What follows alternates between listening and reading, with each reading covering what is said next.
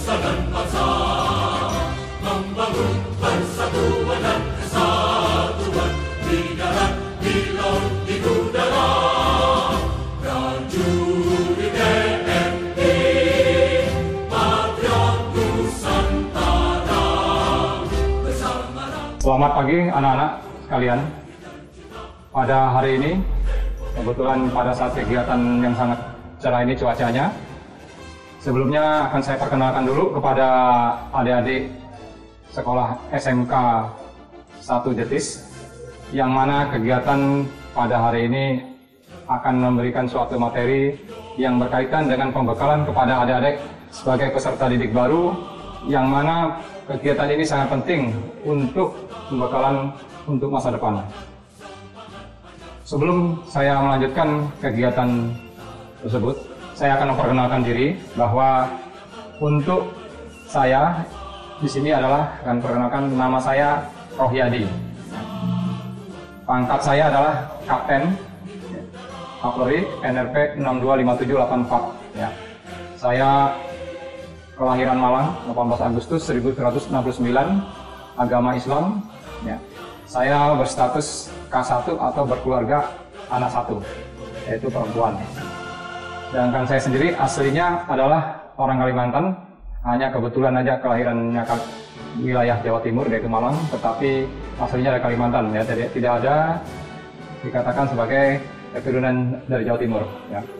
Sedangkan untuk pendidikan saya tidak jauh berbeda, ya, dengan adik-adik, walaupun adik baru masuk pada pemula awal. Kalau saya mulai dari SD, SMP sampai SMA. Untuk pendidikan militer, ya, saya sudah juga sama, sudah sampai 3 tingkatan, ya.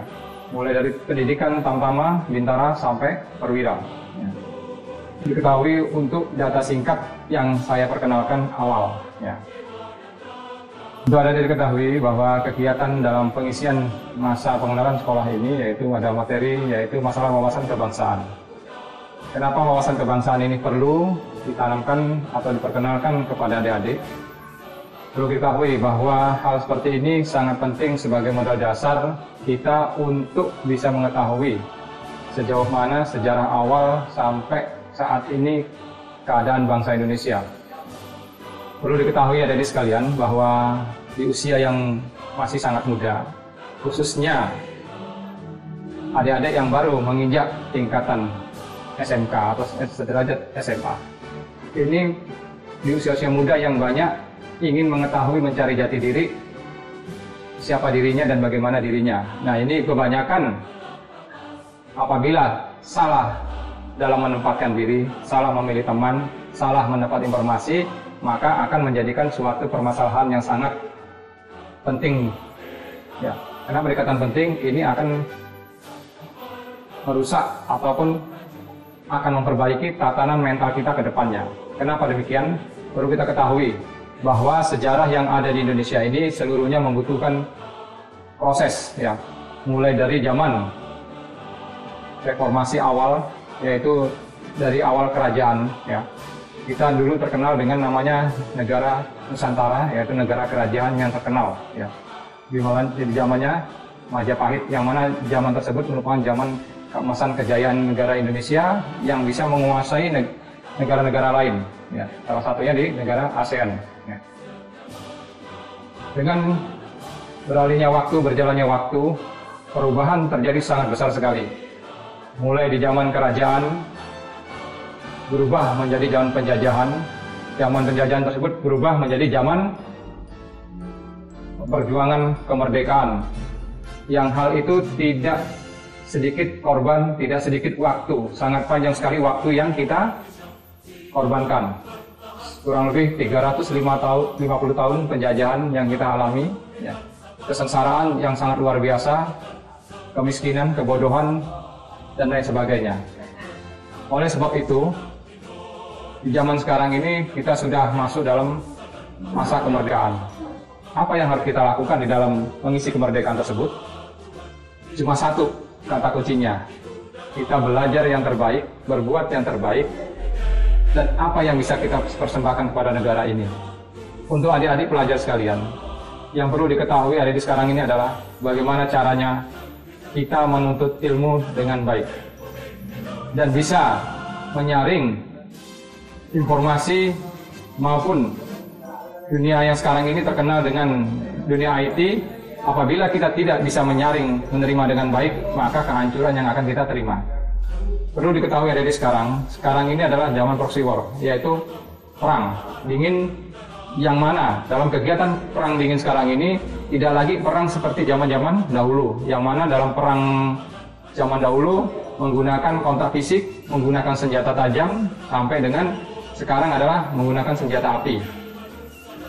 Dengan berkembangnya dunia saat ini, dengan canggihnya alat dunia sekarang ini, kita hanya bisa mendeteksi. Tapi untuk kita masuk dalam suatu negara yang kita tuju, itu tidak gampang. Kenapa saya katakan demikian? Perlu ketahui adik-adik sekalian, Indonesia ini merupakan negara yang paling kaya dengan sumber alamnya, sumber budayanya, dan manusianya. Tetapi kita tidak seperti negara luar. Ya. Negara luar keterbatasannya sangat-sangat terbatas sekali, baik karena lingkungan alamnya maupun sumber daya alamnya yang sangat minim. Walaupun ada negara-negara tertentu yang mempunyai kekayaan alamnya, khususnya minyak bumi, tapi sekarang juga sudah mulai sedikit demi sedikit sangat berkurang. Hanya Indonesia lah negara ASEAN yang masih mempunyai kekayaan alam, yang mana negara-negara yang ada di luar Indonesia berusaha bagaimana caranya untuk masuk ke dalam Indonesia. Sudah banyak yang diciptakan untuk merusak negara Indonesia, terutama adalah generasi muda. Adik-adik sekalian yang perlu diketahui bahwa sekarang ini negara luar tidak satu dua, banyak negara-negara superpower berusaha untuk mengambil bagian yang ada di Indonesia. Kegiatan-kegiatan baik secara militer, non-militer yang berusaha untuk menarik perhatian.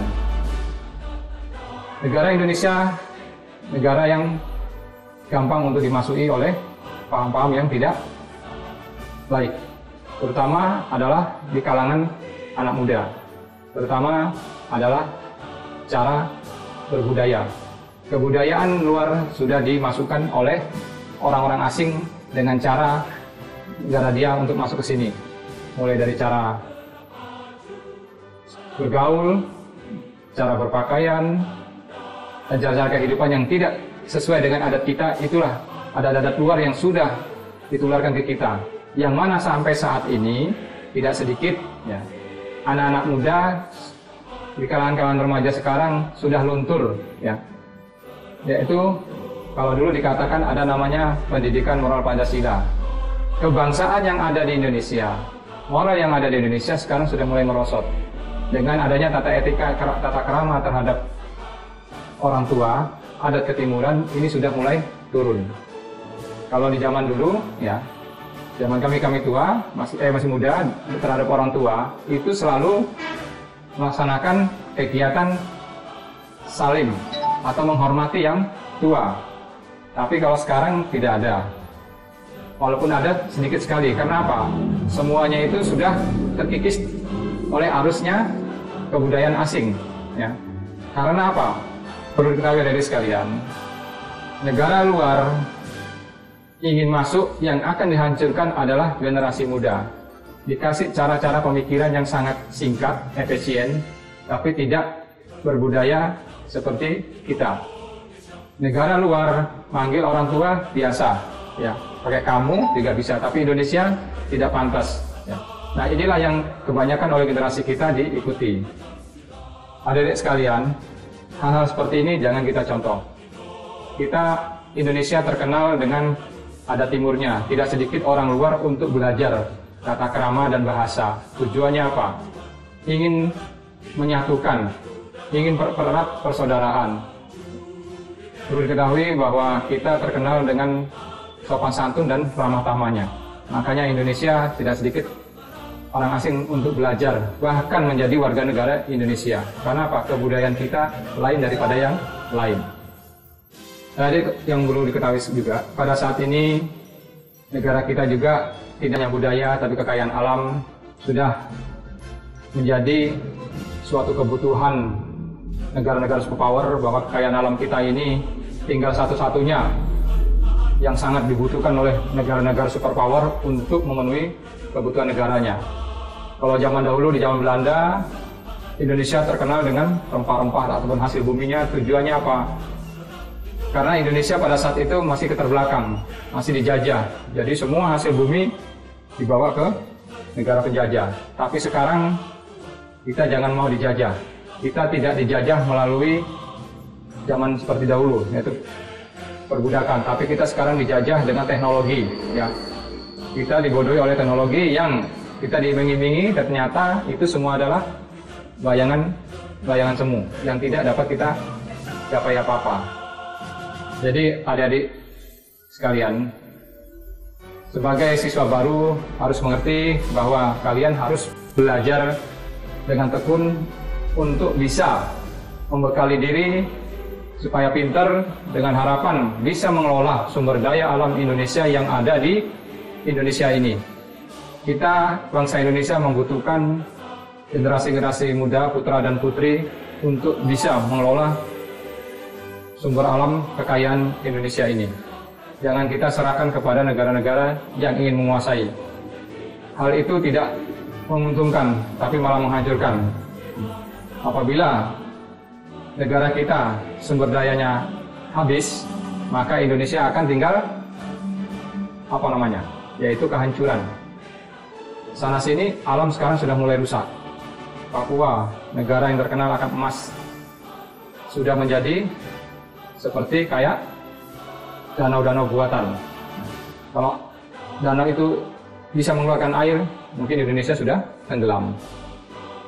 Jadi perlu diketahui adik sekalian bahwa dari zaman ke zaman orang selalu ada tujuan apa? Hanya untuk memenuhi kebutuhan suatu negara, suatu kaum, supaya lebih sejahtera. Walaupun kaum yang ditempati atau yang direbut atau yang diambil haknya menjadi kesengsaraan yang sangat berkepanjangan.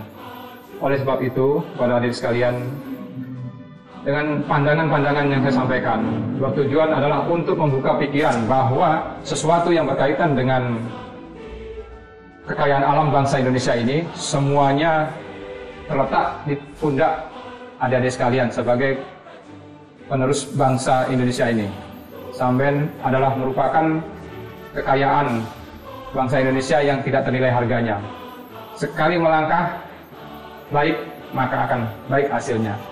Tetapi salah dalam melangkah, dalam bersikap, dalam bertindak, maka kerugian, penyesalan tidak akan bisa kembali lagi. Waktu yang telah lewat tidak akan bisa mundur kembali. Baik, adik-adik sekalian, apa yang telah saya sampaikan kepada adik-adik sekalian berkaitan dengan wawasan kebangsaan yang saya sampaikan ini adalah bagaimana adik-adik berpikir yang positif, bertindak dalam menentukan langkah di jenjang pendidikan SMK ini untuk ke depan, langkah yang mana yang akan dituju ke depan untuk memajukan bangsa ini dengan memanfaatkan sumber daya alam yang ada. Mungkin demikian yang dapat saya sampaikan kepada adik-adik sekalian. Kiranya ke depan bisa lebih baik dan bisa memajukan, minimal bisa menjaga nama baik sekolah, bisa memperkenalkan sekolah dengan baik, bisa mengorbitkan sekolah dengan baik dengan hasil cipta karya yang ada di sekolahan. Minimal seperti itu. Berbuatlah apa yang bisa diperbuat selama kalian masih ada di SMK 1 Jetis. Demikian pemberian materi dari saya ucapkan terima kasih. Wassalamualaikum warahmatullahi wabarakatuh. Semangat, semangat, semangat.